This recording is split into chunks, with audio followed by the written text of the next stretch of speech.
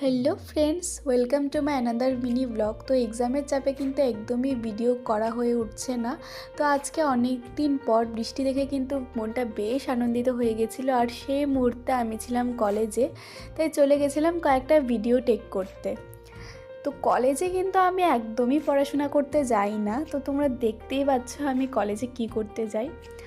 না না, আমি কিন্তু কোনো মেহেন্দি আর্টিস্ট না, তোমরা এটাকে এক প্রকার শখই বলতে পারো। তো যাই হোক, তো আজকে আমি রোজকার দিনের মতো বিরিয়ানিই খেয়েছিলাম, কারণ তোমরা বলতে পারো এটা হচ্ছে আমার এক ধরনের কমফর্ট ফুড।